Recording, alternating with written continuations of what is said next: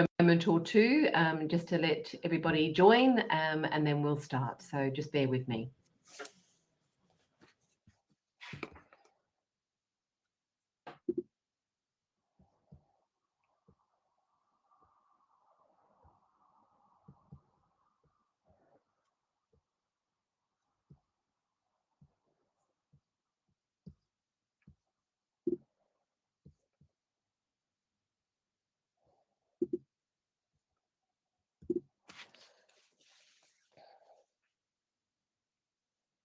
For a couple of moments more.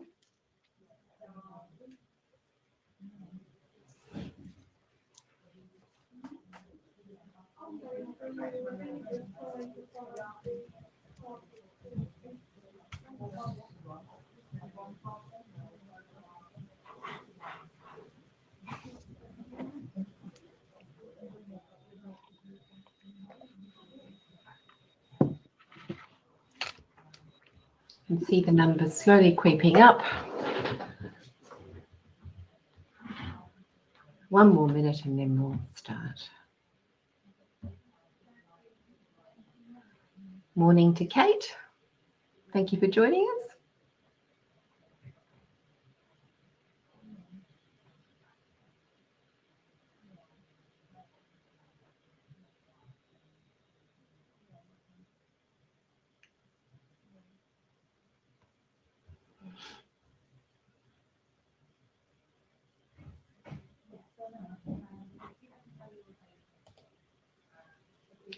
All right, let's start now.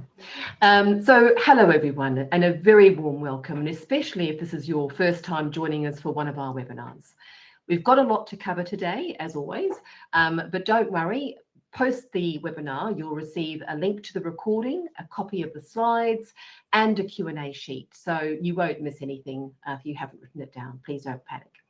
I've also included a couple of extra handouts that we'll send out to support you after the webinar as well. As always, if you have any questions, please drop them in the chat and we'll make sure that they're answered either during the session or in the follow-up. I'm delighted today to be joined by Megan Watkins, who's our Head of Client Success. Megan will be giving us a quick demonstration of an online performance appraisal tool a little later on. So thank you for being here with me today, Megan. Thank you, Sarah. I'm looking forward to showing everybody all the features. Lovely. All right.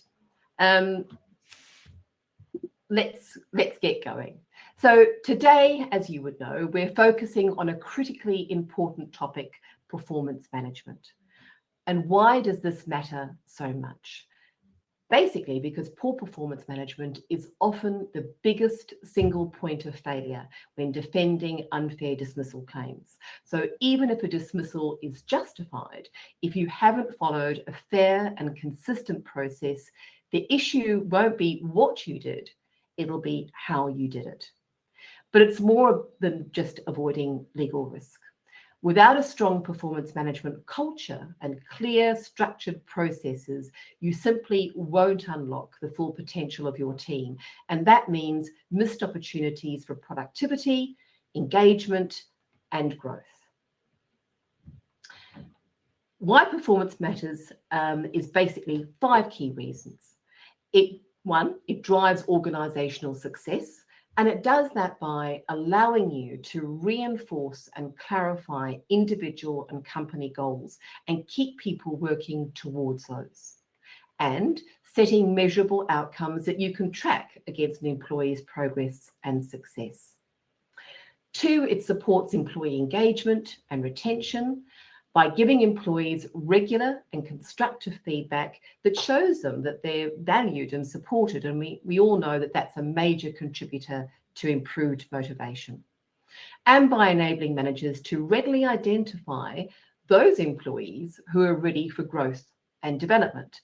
Because it's important that performance appraisals are not just seen as bad or negative. They're not something to be feared or feel anxious about. They really are, excuse me, a mechanism for good news too. 3, identifies and addresses problems early. So it gives you a means and process to spot underperformance early so you can address this quickly and prevent issues from escalating.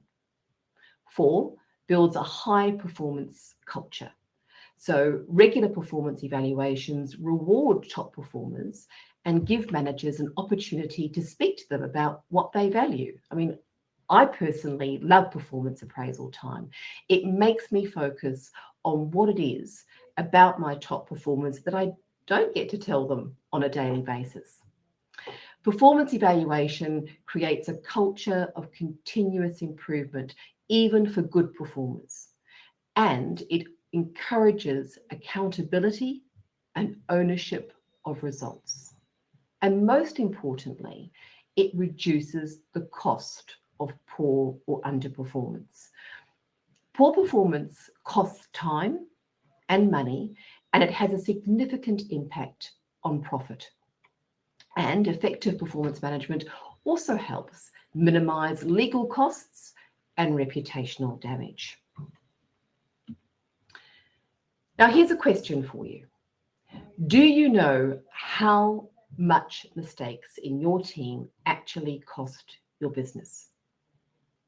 Most employers can guess that errors cost something, but very few take the time to quantify it. One of the simplest and most powerful ways to do this is to start actively logging errors. And surprisingly, we find that not many organizations do this, yet it's an incredibly effective way to highlight to teams why performance management matters. It helps people see the real consequence of poor or underperformance in a way that's tangible and measurable. And I'll walk you through the error log process that we use. And apologies, this is a little hard to read, but this is the form that my team use. Not, of course, that we make many mistakes, of course, but it's an online form that we set up to produce reports to identify errors and show what remedial action has or needs to be taken. So the form asks for the name of the person making the report, the date the incident occurred, the client that was impacted, if any, a description of the incident, the impact, and that's selected from a drop-down list of responses, the immediate action that has to be taken, and lastly, the cause and suggested preventative actions. So this form is completed by the employee who made the mistake. So it really helps to drive home acknowledgement of errors and gets them focused on cause and effect.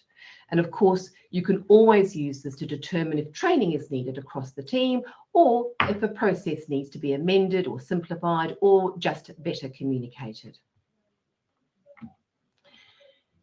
So once you have identified the errors, you can then work out the cost of these. Now, most employees do not see how their errors impact on the bottom line.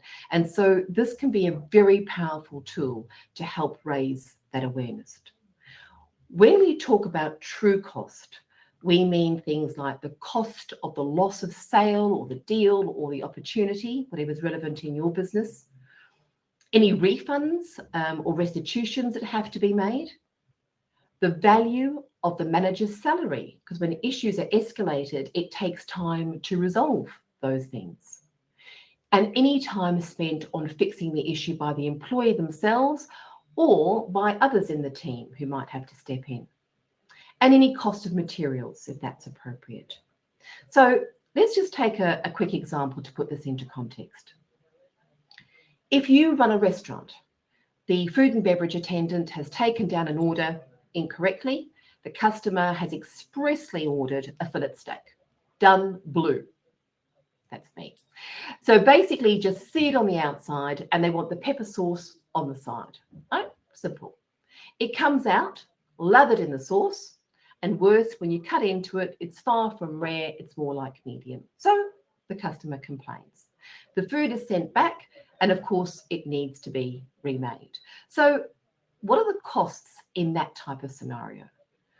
Well, one, reputational damage. I mean, I'm annoyed. Is the customer going to write up a poor Trustpilot review? Possibly. The meal from their perspective has been ruined. So the person can now not eat their dinner with their partner, and they have to end up watching each other eat. So a bit of a mood killer, particularly if you're on a date night. One study that I looked at said that one negative review can reduce the conversion rate by up to 22% of people making decisions on where they book. So if there are a small number of reviews, that actually even gets worse. So that's 22% less people making a decision to make a booking at your restaurant. And by the way, I will include a way of calculating the cost of a poor review in this circumstance and send that out as a handout with the slides post this meeting. It's quite interesting. So the next thing is the cost of doubling up on ingredients. Now, as we all know, the cost of a steak is expensive, and having to throw one good chunk of premium fillet away makes a dent on profit margins. The extra time spent making it means slower turnover. Diners will be at the table for longer, and this may reduce the capacity of an extra sitting. So this is particularly relevant if you've got a busy restaurant. If it's a table of more than two, then of course this further increases the value of the money lost. And then there's any compensation that you provide. So to make good for the mistake, so perhaps you've offered them a glass of wine on the house, or maybe a complimentary dessert. Now that's a fairly simplistic example of a mistake, but you can see the mechanism for making that calculation. And of course, the bigger the mistake, the bigger the cost. If you're using an error log, you can tally up the potential cost per month of errors and use that to show improvement or decline in the quality of performance in your team. You can also see, repeat offenders and who on your team is losing you the most amount of money. So clearly an increase in errors that are costly impacts on profit, and that in turn impacts on your ability to increase salaries, pay bonuses.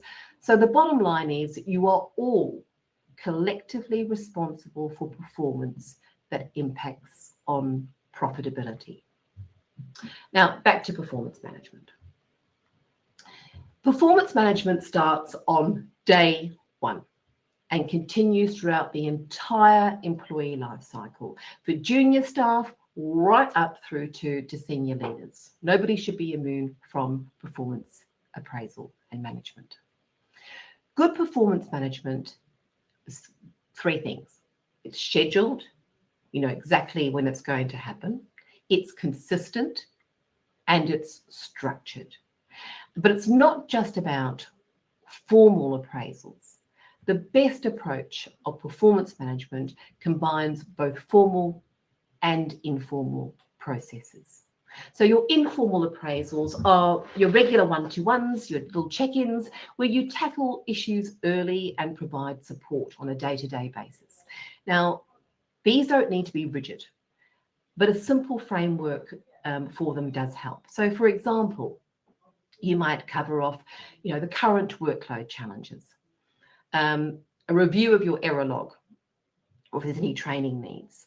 You might go to look at key metrics, whether you do that on a weekly basis or just once a month is up to you. And this also is a chance in these one-to-ones to share concerns. It's what I like to call the what's cheesing me off segment.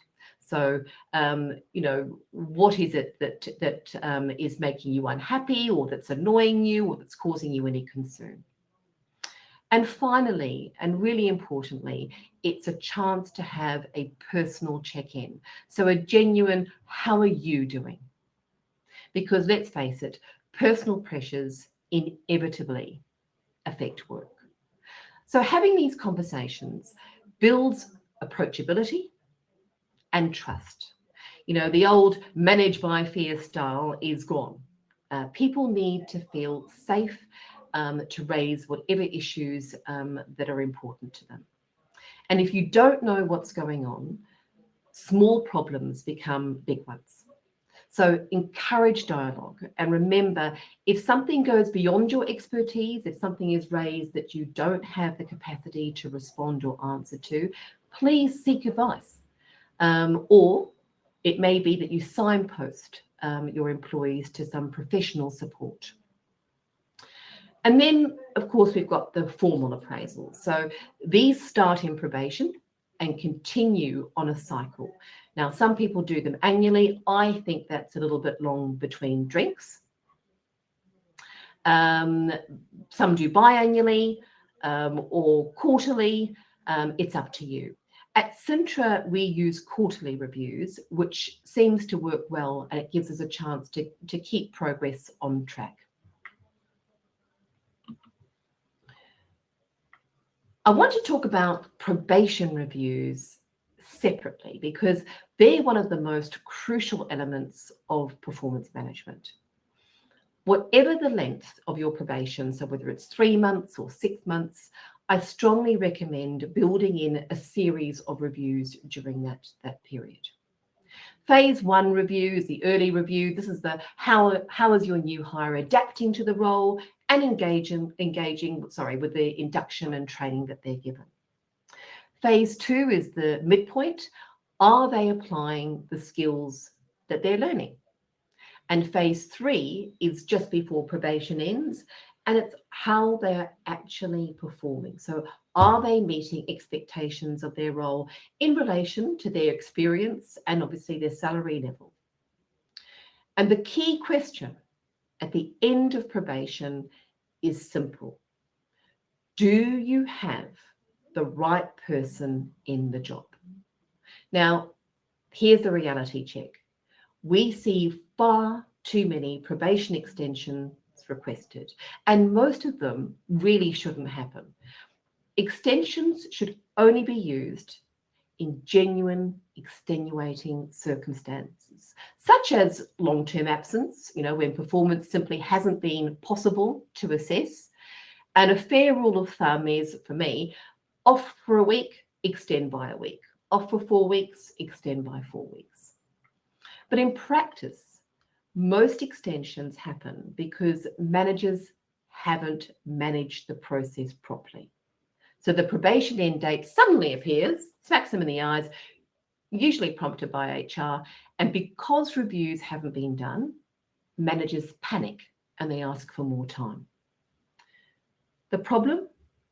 By then, it's often too late. It's interesting, a career builder survey last year found that 1 in 5 managers knew within the first week that they'd made a bad hire.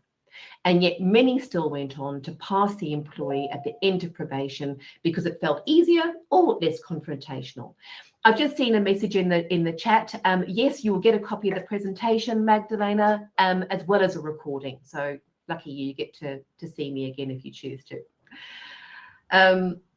But we all know that once probation is over, managing underperformance becomes much harder. So what does good performance management look like? Well, it's fair and consistent. It's not about being lenient with one person and overly tough with another. Everyone in the same role should be evaluated against the same criteria. That's why having a clear process and using objective data is so valuable. So think about the metrics that matter for each role. So if we go back to my little food and beverage example, what would the metrics be for a food and beverage attendant? The average number of packs served per shift. It could be the error rate per shift, or if you want to do per week or maybe per 100 diners. It could be around their upselling performance. So do they sell desserts and coffees and wine? You may be able to measure table turnover. So how many sittings per table per shift do you get from each food and beverage attendant, as an example? Let's do another one. If we're looking at a salesperson, so this could be the number of client calls per day that they make post-induction. It could be around the quality of responses that they provide to inquiries. It could be around the contribution that they make in sales meetings, or it could be around, and in addition to, completion of tasks done on time as set by their manager. So there's any range of criteria that you can establish. But remember, performance management is continuous. It's not a once-off. So not as something you tick off once a year and then go, that's done, and forget about it. It combines regular one-to-ones with your structured appraisals. So you don't want to get to June, hold your first appraisal, and then discover that your team member has been struggling since January. Regular conversations prevent issues from building up and make support that you give timely and a lot more effective. So let's focus on the structured, I'm going to call them quarterly performance appraisals, but they could be biannual or annual. Why have these? Because they create a consistent rhythm for feedback, goal alignment and development. So rather than piling everything into a high-pressured once-a-year review. There's no single right way, but here's the method I use and recommend. First, you give the employee a self-assessment. So it gives them a chance against the criteria to reflect on their own achievements, the challenges, their KPIs and the goals. How do they evaluate their own performance? Then the manager, using the same performance criteria, evaluates their employee. How has that person performed from their perspective? What have their observations been? Now, I don't know about you, if you've done these before, but quite often there's a discrepancy between how somebody self-assesses and how the manager has assessed. You then get together and you discuss those assessment results.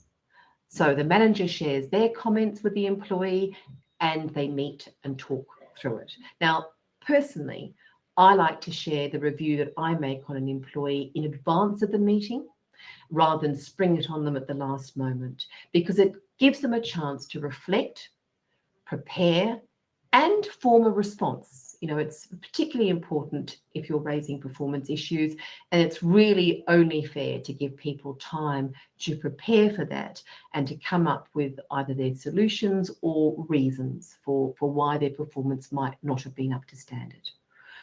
And here's the golden rule. If you've been having regular one-to-ones, nothing in the appraisal should come as a surprise. Now, I'm going to hand over at this juncture to Megan to show you what an effective online performance appraisal process can look like in action. So I'll stop sharing and over to you, Megan. Thank you very much, Sarah.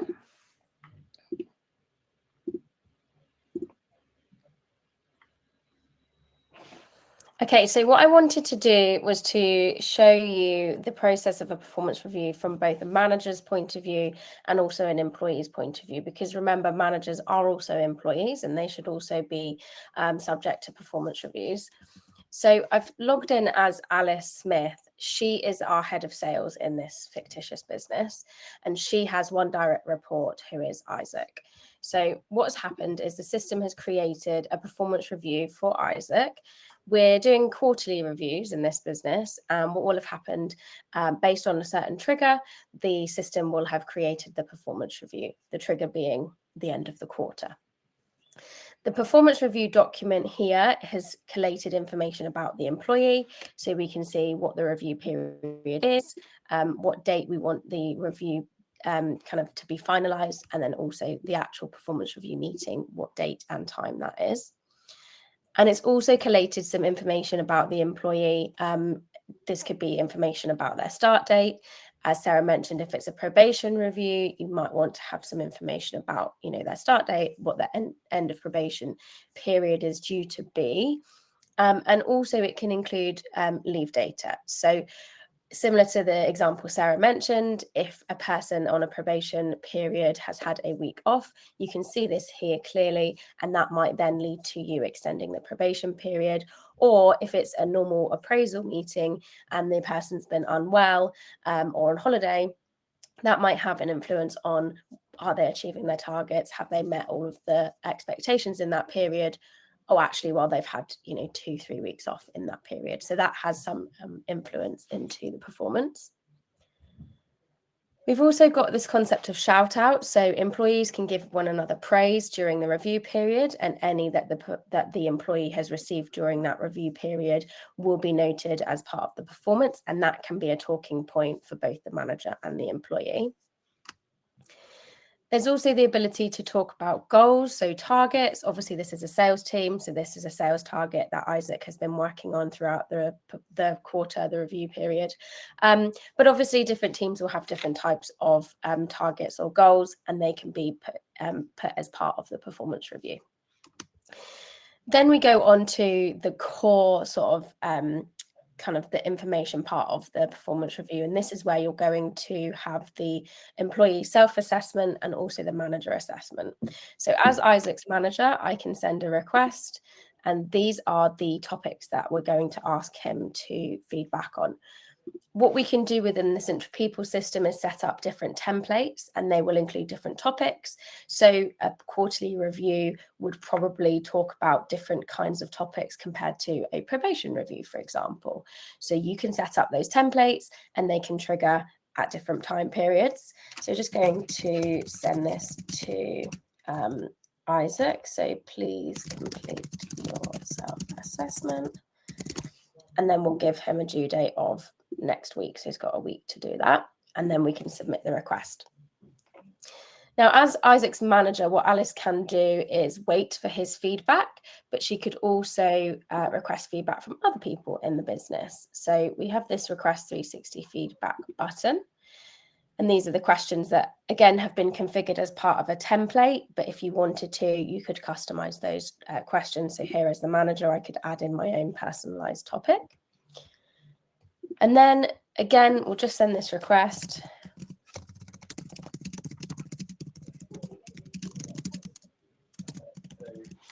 And again, we'll give them the same due date.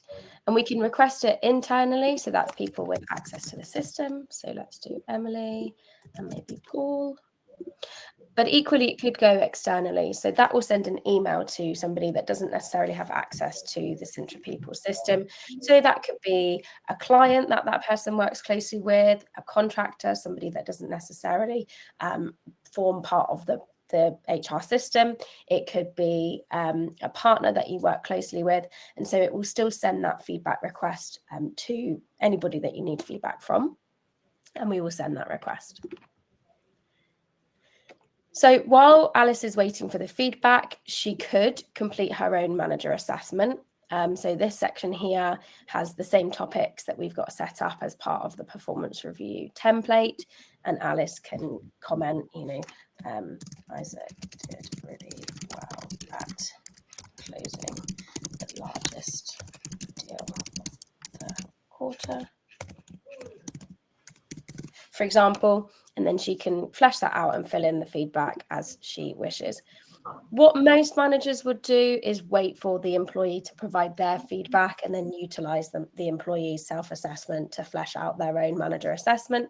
But obviously, they will also have their own feedback from themselves being the manager, and also the 360 feedback that has been received from their colleagues or from the people that they work with. So it's probably going to be a few days before Alice is able to finish and complete the review document. Once all of that's completed, so the employee has provided their self-assessment, any 360 feedback has been received, and the manager has filled in their topics and their comments, the manager and the employee can sit down and they can discuss all of the information that's been collated into this one nice document, and then they can also set new goals for the next quarter. So any challenges that they have worked through within this particular topic or any aims for the future, those can be set as part of the performance review process, and then it's a nice cyclical kind of event.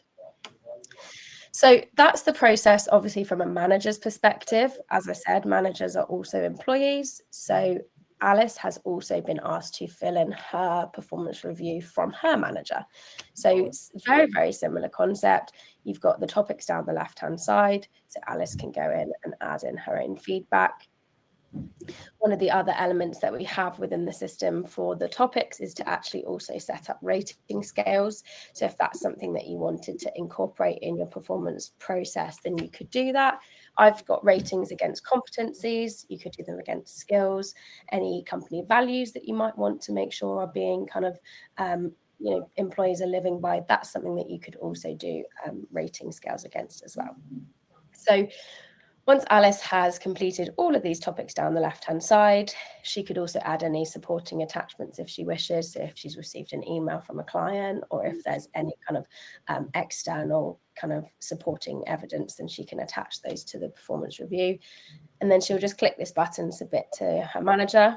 And then Zara, her manager, will receive a notification to say that that's been submitted. And then she will obviously be able to schedule the performance review meeting and have a discussion about her performance in that period. The last thing I wanted to show you is the 360 feedback. Obviously, I mentioned that can form part of a performance review. And this is very similar to the completion of a self-assessment. So in this example, Alice, has been requested feedback from Johnny, from Johnny's manager, and then she can fill in these boxes here. And again, she can add in her own comments and her own feedback. Similar to the performance review, you can also do rating scales. And then once she's happy with that 360 feedback, that can then go to Johnny's manager, and then Johnny's manager can utilize that in order to supplement her performance with him. So that's just a very brief overview of the performance reviews functionality within the Cintra People system. Hopefully that's been a nice whistle-stop tour of how you can implement a performance review, a cyclical process within the system. So I will pass back to Sarah. Thank you very much, Megan. That was great. I noticed that because I can't see all the chat messages while I'm talking. So there's a couple of questions that have come through. So before we go on, I'm just going to run through some of those. Let me have a look. Is the error log sheet a template on Cintra People? I will make sure that we put an error log template up, Nadia, so that you'll be able to access that. David says, similar to the error log, is there a well done log? Well, great idea, David. There's no reason why there shouldn't be a well done log. We tend to use our shout outs a lot on the system. So when somebody's done something particularly good, that's what we do. So please, whatever works for you, but it's not just about focusing on errors. Of course, when I talk about performance management, I'm focusing on that, but in your day-to-day management of people, absolutely sing out all the good stuff that gets done as often as you possibly can. And Mandy, in a similar vein, saying, it sounds a bit demoralizing. So sorry about that, Mandy, but it's not meant to be. I mean, I think the key is to say to your team, let's do this collectively. I mean, I can tell you now, I fill out an error log. So if I make a mistake, even if it's somewhat small, I put it on there because I am not devoid from making mistakes. And I think it's important that it's not just for one area. It doesn't matter who you are. If you've made a mistake, put it down. Why? And let's see if we can make some improvements. It's about collectively deciding on what you can do together. It's not a finger pointing exercise. And Vanessa, thank you for your comments. And certainly, Magdalena, I said that the stuff's being shared afterwards. And Megan, I can see you've answered Dave with the same thing. Perfect. And there was one for you, Megan, that 360 feedback results are not anonymous when downloaded as a PDF. Is there a way to do that? Yeah, so the ability to download PDF responses is only available to the manager. So obviously they're not anonymous to the manager. They are able to see who the person is that submitted the 360 feedback. Our recommendation for actually getting that feedback to the employee is for the manager to use that as part of their manager assessment through either their commentary box in the actual review document or as part of the conversation that they're having with the employee during the appraisal.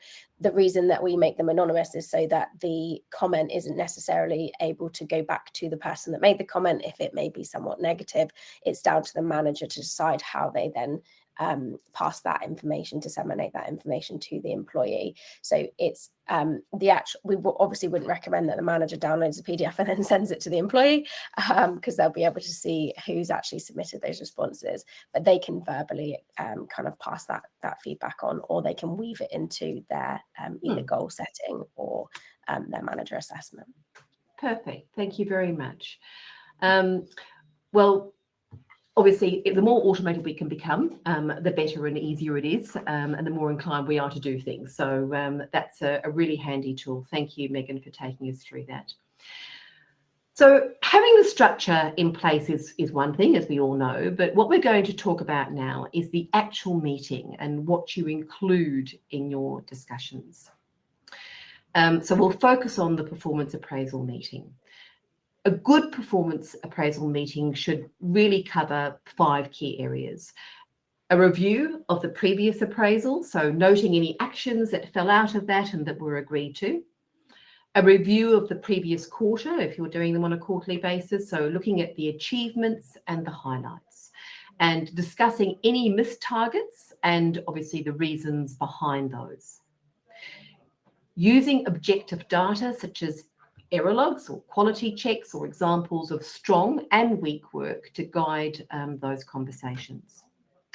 The third area is around feedback and coaching, so exploring how you can support your team member to improve performance and asking what could make their role more enjoyable or help enhance their career goals. Goal setting for the next quarter, so agreeing on SMART goals that align with team and organisational priorities, and we'll go through how you do that in a moment. And lastly, the 5th one, career progression.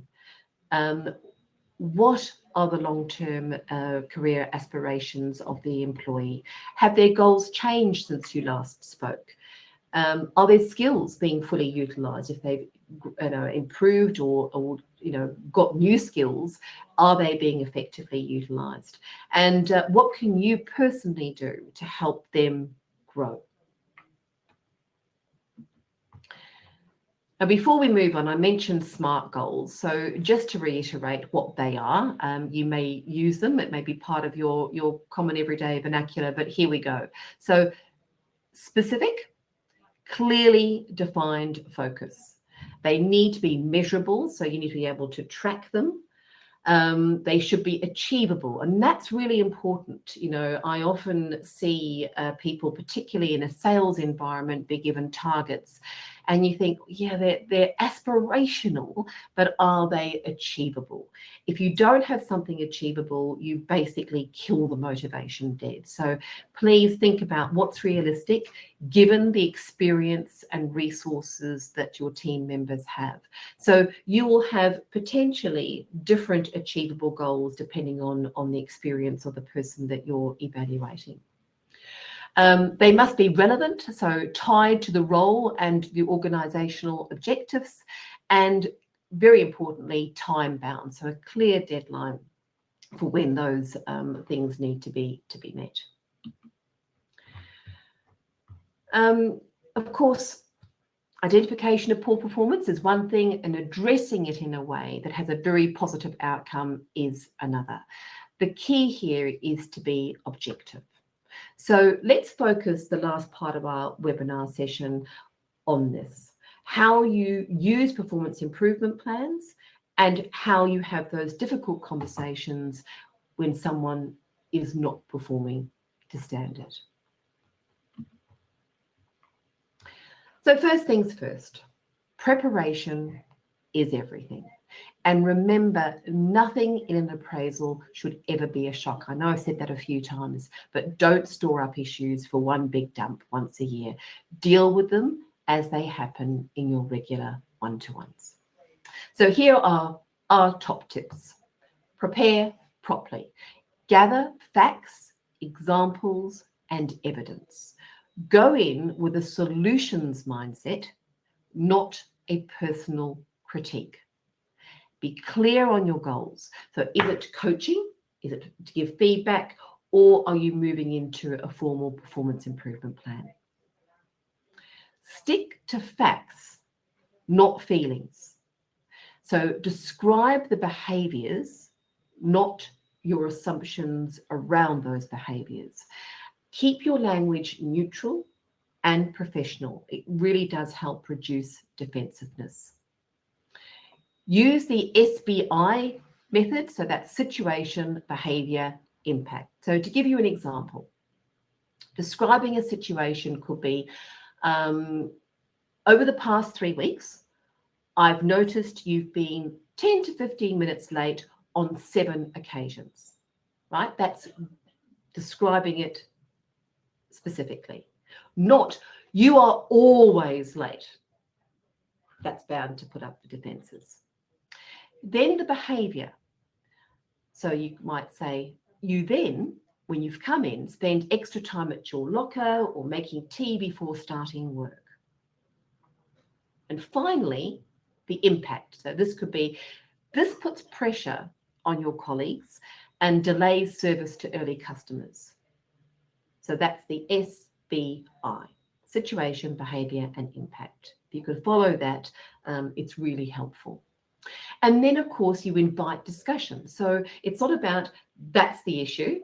It's then, can you help me understand what's going on? There could be really good reason for this. So this approach will help uncover root causes without you jumping to judgment. Next thing is to agree on clear improvement goals. Use a PIP if needed and define what good looks like and when the progress will be reviewed. Keep the boundaries professional. So focus on the role, not the person. Avoid emotional comparisons too. Sometimes it's easy to slip into. So you don't want to say things like, well, Joe manages to come in early, despite the fact that he lives much further away than you do. Doesn't help. And then you document the discussion and any agreements that you've made. Now, we always ask that you balance support with accountability. So you offer support and resources where you can, but you reinforce that improvement must be owned by them, must be owned by the employee. So you can provide all the assistance, but it's up to them to make it happen. And knowing when to escalate. So if there's no improvement, what does your performance management policy say? Ensure that managers are confident in how to implement a formal PIP. So, and then make sure that they go back and review the policy, that they are actually working in accordance with what your policy says. So what should you include in a performance improvement plan? Well, first, remember, a performance improvement plan doesn't need to be negative. The best chance of success comes when you recognize strengths as well as areas for development. Position it as a tool to help the employee succeed in their role, because that's the real motivation behind it. Now, if you're one of our HR outsourcing clients, we have ready-to-use performance improvement templates, but you may already have your own. A good PIP should include specific concerns, so clearly describe the issues, performance expectations, so what does good look like? You can't just say you need to be better. What does better look like? Smart objectives, as we mentioned, so focused, measurable goals. What support and resources you're going to provide. How you will monitor the progress that's being made and when the reviews will take place. And a clear timeline. So, I don't like these to drag on forever and a day, depending on what it is that you're looking to see an improvement in. So if it was timekeeping, 2 to 4 weeks would be absolutely adequate. So it depends on the issue. And importantly, it must set out what happens if performance doesn't improve. So that could mean formal disciplinary action and ultimately dismissal if necessary, but only if this aligns with your disciplinary policy or your performance management policy. So please always refer to that. And finally, always ask the employee to acknowledge receipt of the performance improvement plan. I mean, they don't have to agree with it, but their signature confirms that the discussion has actually taken place. Now that kind of comes to the end of the content. What I just want to remind you of is what you'll be getting post the webinar. So you'll be receiving by email a manager's checklist for addressing poor performance, which I hope will help. And for those of you who are retained clients of our HR administration or admin services, or advice services, this form is included in our resource area of the HR portal. And we also have a performance improvement policy and a procedure that you can refer to help. I'm going to include the case study, as I said, of how to calculate the cost of a poor social media review, if that's applicable in your business, and also any Q&A that's come up. We'll put that on a sheet that you can refer to that as well. If you're not an HR client of ours, we do have toolkits that you can purchase as a single resource, and you can add up to an hour of consultancy to help you through that if you need to. And finally, if you want to see more of the Cintra People HR information system that Megan took you through, there is a little pop-up that says come up on the screen, so you can register now if you want to have a look at that, and that will ensure that we get back to you and give you a further demo. But really, this is just to say thank you very, very much. I hope that you've enjoyed what we've said today and that there are some takeaways from the session that you'll be able to put in place. And please remember that if you need help on a difficult issue or just want to check in on whether you're doing the right thing, please let us know. And so until next time, thank you and goodbye, everyone. Thanks, everyone. Bye-bye.